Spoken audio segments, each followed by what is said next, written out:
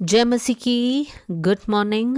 आज सुबह परमेश्वर का वचन हमारे लिए उत्पत्ति का किताब अध्याय 39 आयत 5, जेनेसिस चैप्टर 39 वर्स 5 आपके लिए पढ़ना चाहती हूँ। जब से उसने उसको अपने घर का और अपनी सारी संपत्ति का अधिकारी बनाया, तब से यहोवा यूसुफ के कारण उस मिस्री के घर पर आशीष देने लगा, और क्या घर में क्या मैदान में उसका जो कुछ था सब पर यहोवा की आशीष होने लगी। इस आयत में हम लोग यूसुफ के बारे में पढ़ते हैं। यूसुफ एक मिस्री के घर में रह रहा है जिसका नाम है पोतीफर। यूसुफ और पोतीफर के बीच में क्या रिश्ता है? हम लोग इस घटना को पढ़ते समय हमें ये बात समझ आता है कि यूसुफ के भाइयों ने जलन के कारण यूसुफ को बेच डाला। अब यूसुफ पोतीफर के घर में है क्योंकि पोतीफर ने यूसुफ को अपने लिए खरीद लिया था। यहाँ पर हम समझ सकते हैं कि यूसुफ पोतीफर के घर में एक गुलाम या फिर एक दास के रूप में रह रहा है। लेकिन यूसुफ के जीवन की विशेषता ये है, उसका 39 अध्याय दूसरी आयत में हम पढ़ते हैं, यहोवा उसके संग था इसलिए वो भाग्यवान पुरुष हो गया। यूसुफ के जीवन की विशेषता कि परमेश्वर उसके संग रहता था। और तीसरी आयत में हम पढ़ते थे, और जो काम वो करता है उसको यहोवा उसके हाथ से सफल कर देता है। मेरे प्रियो, यूसुफ के जीवन की विशेषता यह है कि परमेश्वर उसके साथ था और जो कुछ वो करता था वो सफल होता था। यूसुफ भले कैदी हो, भले एक दास हो, तो भी परमेश्वर का उपस्थिति यूसुफ के साथ रहता था। और आज जो आयत हमने पढ़ा वो ये है कि यूसुफ के कारण परमेश्वर पोतीफर के घर को आशीष देने लगा।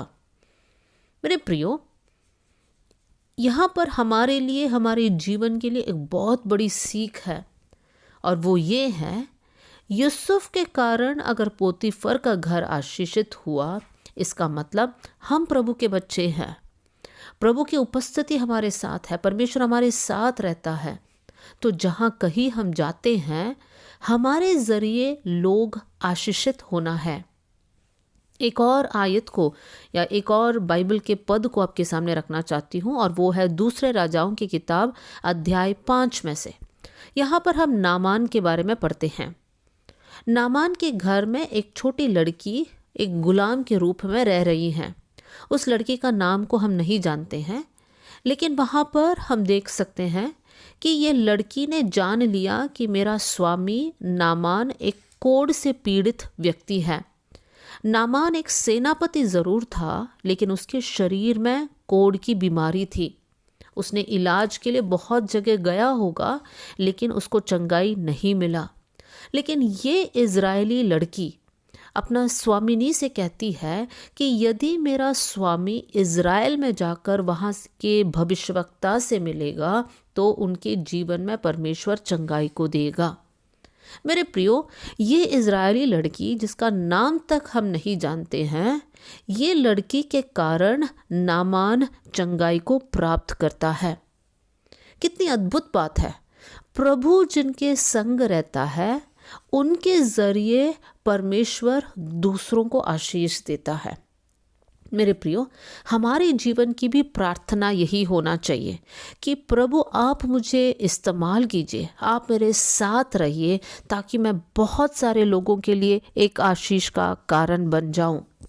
दुख की बात यह है कि बहुत से वक्त जब हम आशीष के लिए मांगते हैं, तब हम लोग बहुत सेल्फिश हो जाते हैं, बहुत खुदगर्ज हो जाते हैं, और सारे आशीष को हम अपने लिए मांगते हैं। हम प्रभु से प्रार्थना करते हैं, प्रभु मुझे आशीष देना, मेरे परिवार को आशीष देना, मेरे बच्चे आशीषित होने पाए, उनको अच्छा नौकरी मिलने पाए। सारी आशीष हम हमारे लिए मांगते हैं। लेकिन वचन हमें सिखाता है कि जब प्रभु हमारे संग रहता है तो परमेश्वर हमारे जरिए दूसरों को आशीष देता है। एक आयत आपके सामने रखना चाहती हूँ। गलातियों की पत्री अध्याय 3 आयत 9, गलेशियंस चैप्टर 3 वर्स 9। यहाँ पर हम पढ़ते हैं, जो विश्वास करने वाले हैं वे विश्वासी अब्राहम के साथ आशीष पाते हैं। हम लोग जो प्रभु यीशु मसीह पर विश्वास करते हैं, वचन कहता है कि अब्राहम के साथ हम आशीष पाते हैं। अब्राहम ने कौन सा आशीष पाया? उत्पत्ति 12 अध्याय 2 और 3 आयत में उन आशीषों के बारे में हम पढ़ सकते हैं। उसके लास्ट लाइन में इस प्रकार लिखा है, परमेश्वर अब्राहम से कहता है कि भूमंडल के सारे कुल तेरे द्वारा आशीष पाएंगे। मेरे प्रियो, आज ये वचन हमारे लिए है, क्योंकि हम विश्वासी अब्राहम के साथ सारी आशीष को पाते हैं। तो कौन सी आशीष आज हम लोग हमारे लिए मांगेंगे? कि प्रभु भूमंडल के सारे कुल हमारे द्वारा आशीष पाने पाए। मेरे प्रियो, जहाँ कहीं हम नौकरी करते हैं, जहाँ कहीं हमारे बच्चे पढ़ाई करते हैं, जिन किसी से हम मिलते हैं, हम बात करते हैं, जिस परिवार में हम रहते हैं, हमारे रिश्तेदार, हमारे अपने, सब हमारे द्वारा आशीष पाना चाहिए। ये हमारी प्रार्थना होना चाहिए।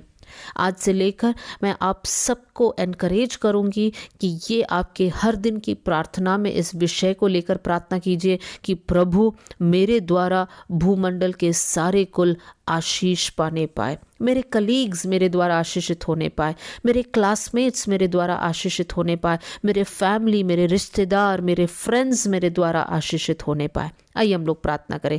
स्वर्गीय पिता, आज का वचन के लिए मैं धन्यवाद करती हूँ। परमेश्वर पिता, प्रभु दुआ करती हूँ, प्रभु हम सबको आप ऐसे आशीषित करना कि हमारे जरिए बहुत सारे लोग आशीष पाने पाए। प्रभु जिन किसी से हम मिलते हैं, प्रभु जी जो निराशा में है, प्रभु जी जो अलग अलग बंधनों में फंसे हुए, प्रभु जी हमारे जीवन के जरिए वो लोग आपकी आशीष को, आपकी शांति को, आपके आनंद को पाने पाए। प्रभु जी आप ऐसे करेंगे, इसलिए धन्यवाद। प्रार्थना सुनने के लिए धन्यवाद। यीशु के नाम से हम मांगते हैं, amen. God bless you all. जय मसीह की।